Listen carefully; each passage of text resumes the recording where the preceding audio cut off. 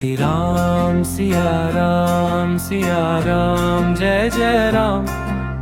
राम सिया राम जय जय राम। त्रेता युग में ऐसा ही एक समय आया जब अधर्म बढ़ा, अन्याय ने धर्म को दबा दिया। तब प्रभु विष्णु ने श्री राम के रूप में जन्म लिया, मर्यादा पुरुषोत्तम बनने के लिए। और देवी लक्ष्मी ने सीता के रूप में शक्ति, करुणा और धैर्य की मूर्ति बनकर पृथ्वी पर अवतार लिया। राम और सीता केवल पति पत्नी नहीं थे, वे पुरुष और शक्ति के दिव्य रूप थे। एक जो मर्यादा का प्रतीक था और दूसरी जो भक्ति और सहनशीलता की मूर्ति। अयोध्या में जन्मे राम और मिथिला की कन्या सीता, जब उनका मिलन हुआ तब ये केवल विवाह नहीं था, ये था धर्म और प्रेम का मिलन, मर्यादा और शक्ति का संगम। जब राम को वनवास मिला, सीता ने बिना संकोच कहा, जहाँ आप हैं वहीं मेरा स्वर्ग है। ये केवल पतिव्रता का प्रतीक नहीं, बल्कि भक्ति की पराकाष्ठा थी। राम सिया राम जय जय राम। राम सिया राम जय जय राम। राम सिया राम जय जय राम। राम सिया राम जय जय राम। वनवास का जीवन, राक्षसों का सामना और फिर रावण द्वारा सीता हरण, ये केवल घटनाएं नहीं थी, ये थे मानवता के लिए संदेश कि जब अधर्म बढ़ता है तब धर्म की परीक्षा होती है। लंका का युद्ध केवल रावण के विरुद्ध नहीं था, वह अहंकार, आसक्ति और अधर्म के विरुद्ध एक प्रतीकात्मक संघर्ष था। जब राम ने रावण का वध किया तब उन्होंने केवल एक राक्षस को नहीं हराया, उन्होंने ये सिखाया कि विजय तभी पूर्ण होती है जब अहंकार का अंत हो। सीता की अग्नि परीक्षा आज भी एक गहरा प्रश्न उठाती है, परंतु यह परीक्षा भक्ति की नहीं थी, यह थी दुनिया के न्याय की कसौटी पर सत्य की मजबूती की परीक्षा। राम और सीता दोनों ने अपना कर्तव्य निभाया, भले ही हृदय टूट गया, क्योंकि उनका जीवन स्वयं के लिए नहीं बल्कि संसार के लिए उदाहरण था। अंत में राम और सीता भले ही पृथ्वी पर अलग हो गए, परंतु उनके आत्माएं सदा एक रही, क्योंकि प्रेम जब दिव्य होता है तो वह वियोग में भी मिलन खोज लेता है। आज भी जब हम जय श्री राम कहते हैं तो उस जय घोष में सीता की छवि छिपी होती है, क्योंकि बिना सीता के राम पूर्ण नहीं। राम सिया राम जय जय राम। राम सिया राम जय जय राम।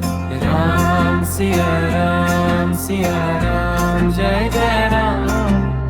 राम सिया राम जय जय राम। सृष्टि का नियम है कि हर अवतार का ध्येय होता है धर्म की स्थापना और आत्माओं का उत्थान।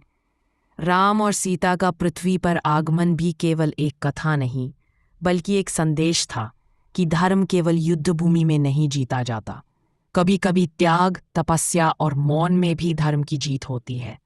अग्नि परीक्षा के बाद जब सीता को वन में भेजा गया तो यह केवल एक निर्णय नहीं था, बल्कि एक राजा का कर्तव्य और एक स्त्री की शक्ति का अप्रतिम परीक्षण था।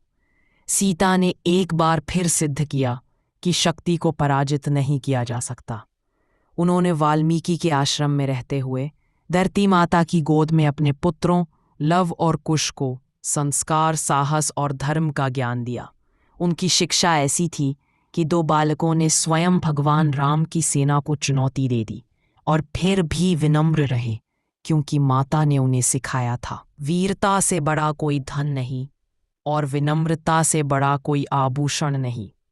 जब राम ने पहली बार अपने पुत्रों को देखा तो समय ठहर सा गया। उनमें उन्हें सीता की ही छवि दिखाई दी, सत्य, सरलता और अटूट प्रेम की। राम सिया राम जय जय राम। राम सिया राम जय जय राम। वह क्षण केवल पिता और पुत्रों का मिलन नहीं था, बल्कि एक टूटे हुए हृदय की धड़कनों का फिर से जुड़ना था। परंतु सीता अब संसार की कसौटियों से थक चुकी थीं। उन्होंने अंतिम बार पृथ्वी माता को पुकारा, यदि मैंने जीवन भर सत्य और पवित्रता का पालन किया है तो हे माँ पृथ्वी, मुझे अपनी गोद में समा लो। और पृथ्वी माता ने उन्हें उसी प्रेम से स्वीकार कर लिया जैसे एक माँ अपने बच्चे को वापस अपनी बाहों में लेती है। उस दिन राम ने कुछ नहीं कहा, क्योंकि शब्द कभी भी उस पीड़ा को व्यक्त नहीं कर सकते जो उनकी आंखों में थी। लेकिन उन्होंने ये समझ लिया कि दिव्यता को कभी कभी संसार समझ नहीं पाता, और इसलिए अवतारों को कर्तव्य और त्याग के मार्ग पर ही चलना पड़ता है।